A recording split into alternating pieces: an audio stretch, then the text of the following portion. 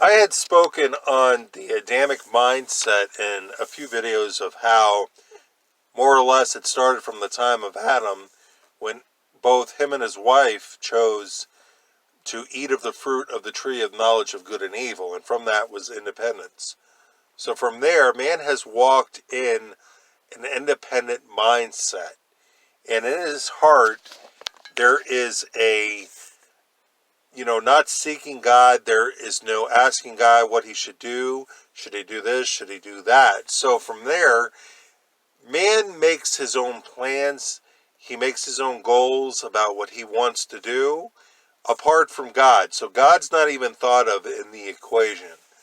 So that is more or less what is going to be the topic in this discussion, and what I call the ownership of circumstances. And that is also going to be the title of this video. And you may be asking, what do I mean by that? Well, before my faith walk started in 2008, in the times past, I heard about faith and how God has come through for many people, in their lives for provision or for a bill to be met. I would, pray to God.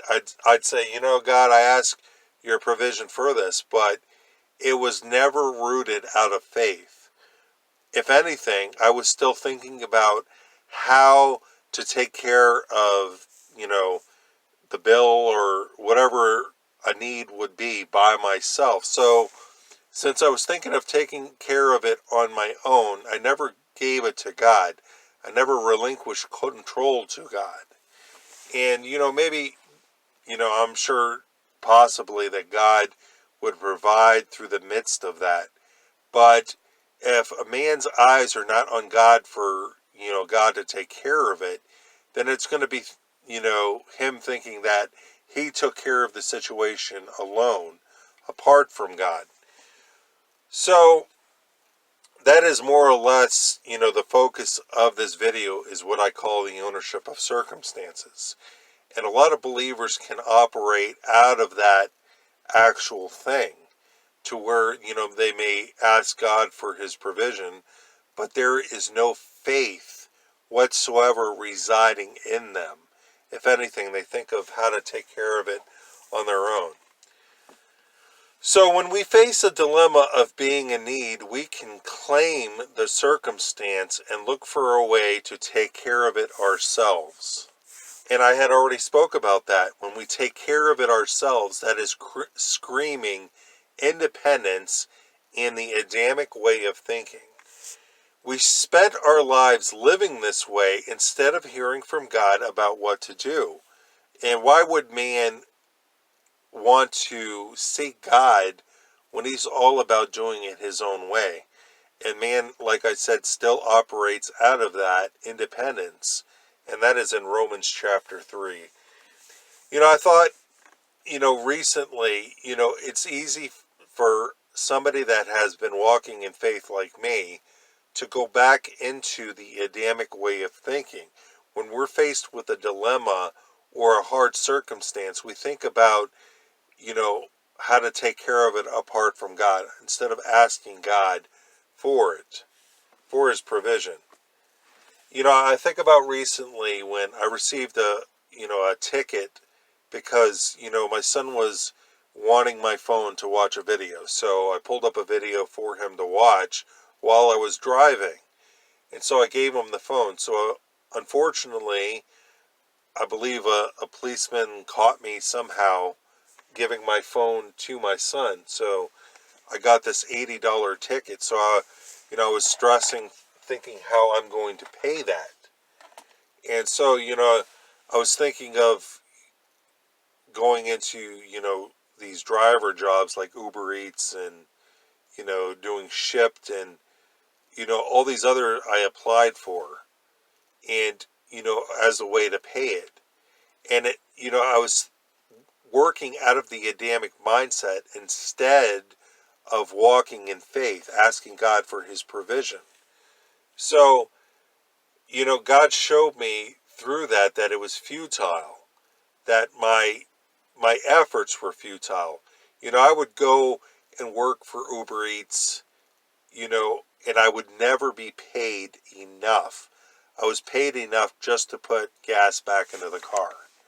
And so I stressed for nothing because God eventually came through.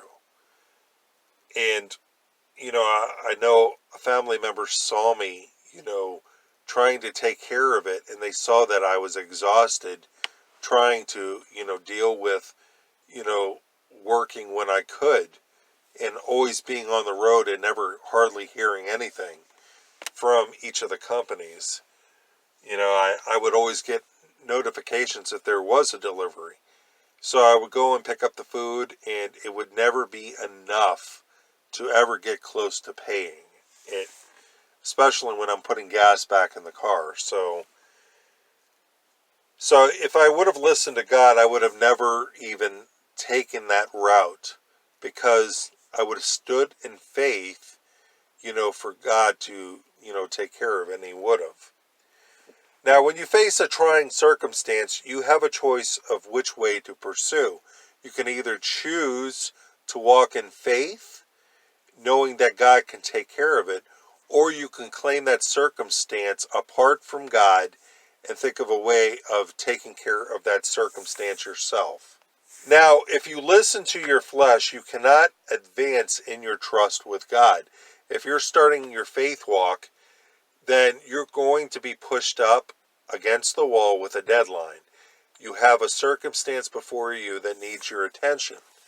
And so the enemy is going to use whatever he can to move you off of faith and onto taking care of the matter yourself, because he doesn't want you to walk in this, by faith. He wants you to continue walking in the Adamic mindset, to get back into the norm, in the mold that the ideal man has set for you. So you need to resist that. So you need to resist the enemy and him trying to get you back into that pattern of the Adamic mindset. So if you listen to God and obey him, you will be in awe, because God can do the miraculous. He could provide amazingly for you if you're willing to get into that place to where you're denying your attempt into working out of the flesh and out of this Adamic mindset. Obey him and you will be in awe, like I had said. So good examples of, faith was when, Jesus and Peter were confronted by, I believe they were going into, I don't know if it was a temple area or into the synagogue, and they were required to give, money before they did that. They didn't have any money on them. So what did Jesus have Peter do? He told him to go fish. And so once he went fish, Jesus told him that the first fish, I believe, that he caught, there would be a coin in it. So Peter did exactly that, and he received the coin, and they paid for both him and Jesus. Now, Jesus and the disciples were caught up against having 4,000 and 5,000 people that needed to be fed, because Jesus preached before them, but he didn't want to send them away hungry, because they would have collapsed on their way. So Jesus said, you don't need to send them away, give them something to eat. And he said that to test them, because Jesus provided so many times in the past. He did the miraculous. So he wanted their faith to be, in operation, and it was something that they needed time to do. They needed to be able to operate in that faith themselves, instead of doing what the Israelites did in the time of Moses, where they just went along for the ride instead of letting it get a hold of their heart. So Jesus already knew what he was going to do according to what the Gospels said.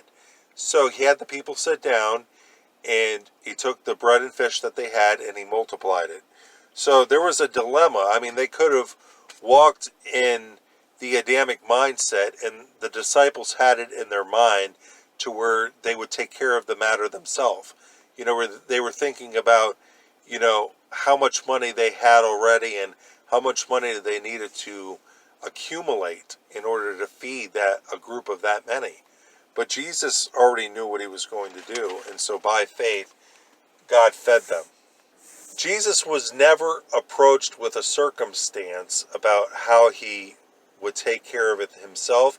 He never walked in fear. He always listened to the Father, and that is why we've seen Jesus operate in the miraculous. Now, Elijah, when he was at the brook, God told him that he would be fed by ravens, meat and bread. I mean, he could have walked in the Adamic mindset and thought of how he could take care of the matter himself, but he claimed by faith what God was going to do, and he walked in faith. And so God fed him. And then eventually the brook dried up, and so God sent him to a widow in Zarephath. With Ahab and the famine, God said that he would provide for Elijah, which I already spoke about. And another example was, when the famine was ending, Elijah sent his servant to keep looking out at the sky to see if there was a change, and it was 2 or 3 times in which he sent his servant, but he claimed it by faith that was going to happen. It was probably God's instructions about what he was going to do, so he walked in faith for that. And it seemed like Elijah always walked in faith for what he needed, and he was always tested in his faith, and God always came through for him. So you must always build up your faith with what God has done and not listen to man nor your flesh. You got to read in how God has provided in the past, so it gives you encouragement for today, because these situations will come up to always test your faith. And the enemy will always try to move you off of faith in order to keep your eyes on the circumstance and fear. So you always have to build up your faith with, examples that God has given, with what he did with Jesus, Elijah, Abraham, Elisha, so that you can walk in faith and not in the Adamic mindset, and no longer trying to take ownership over the circumstance, how to deal with it. Now, if you don't build up your faith with what God has done, you will walk in the Adamic mindset, and you will walk in doubt. And if you walk in doubt, you will never walk in faith. I think about the example of my car, when I was always pushed up against the wall with, the dilemma of it. So when I was driving it one day, I had to more or less pull over because it looked like the car was about to stop because it was on E. So I asked God for his provision because my car was on the road. And so God was working behind the scenes. I didn't see it. But, the enemy was coming against me about, what's going to happen if it gets towed and I no longer have it. But God told me at that moment that I would provide, so I stood in faith for that. And a brother that picked me up, God, was working behind the scenes. He encountered another brother that, wanted an opportunity to help somebody. So this brother that was close to me said, "Hey, you wanted an opportunity to help somebody. Here it is." So this other brother called me and said, "Hey, I'll have your car towed to your house." So it was nothing that I could do. God provided everything. So I was referred to about this mechanic that was honest. And so the sister told me about it. So I went and, I contacted that mechanic. So I gave this, example in other videos as well, but I want to, and just in case you're new to these videos, I want to encourage you. So, God, provided amazingly through this circumstance. Just to make a long story short, I was worried about, a lot fee that, the mechanic took the car and he brought it to his shop, and the bill was like over $400. So I told him I needed God's provision for that, and I was very open with that, you know. And this person saw exactly what God could do, whether he had his eyes on it or not, but God worked it out. And so the bill was like $400, and I told him I needed God's provision.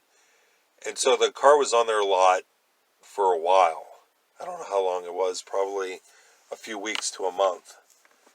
And so, the enemy was coming against me and trying to get me to fear and try to do something about it, try to take ownership of the circumstance. I had these brothers and sisters come up to me and say, hey, you need to get a job to take care of it. So, I'm walking in faith for this. And so, it came down to, a brother and sister from church came up to me and told me that God told them to give me, the money to get the car out. And so I received that by faith.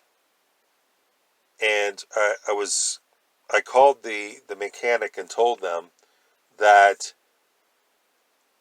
I had the money and I wanted to pay for it. And they said that they were already working on the car. I was like, what? What do you mean?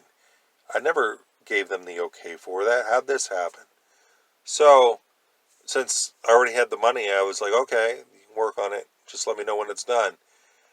And so I got on my computer, and all of a sudden I heard what sounded like my car, because my car made like a belt squeaking sound. And so I got up and I looked out the door, and my car was out there. And the brother that, encouraged another brother to help me, get the car towed, he was out there with my car.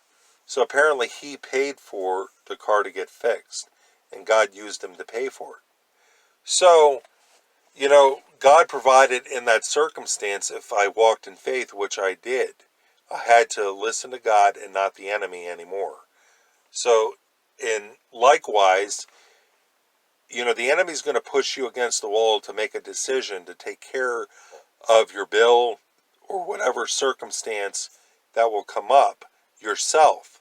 So you need to deny the enemy and look for examples like this, and examples of faith that is in Scripture, in order to build up your faith so that you can withstand what the enemy is going to say against you. Now, I've learned that every dilemma that comes up in our life is an opportunity for us to walk in faith.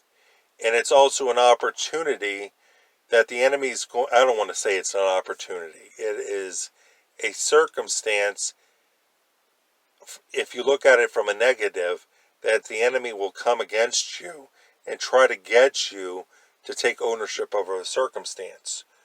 It depends on how you want to look at it. Now, every negative circumstance comes up always has a positive that can come from it. It depends on how you want to look at it.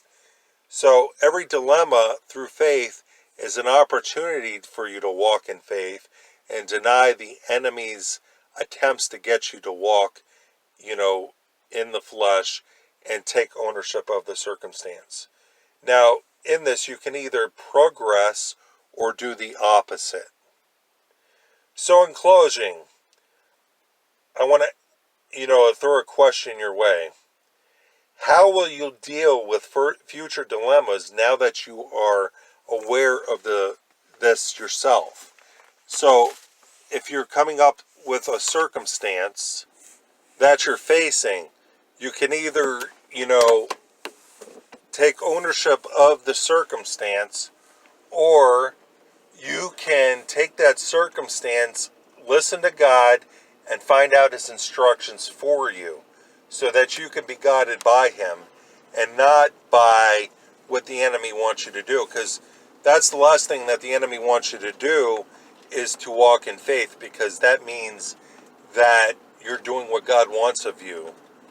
And that's what the enemy wants you to do, is to walk in the flesh. He doesn't want you to trust God. He doesn't want you to seek God, because he realizes then how powerful you can be if you're depending on God and on no man.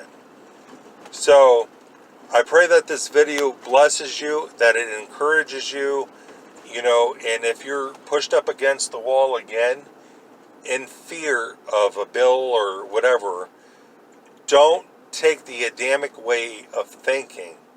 Listen to God and get out of that pattern of what you would normally do by, taking ownership of the circumstance, claiming that circumstance for the flesh rather than, the spirit. So I pray this video blesses you.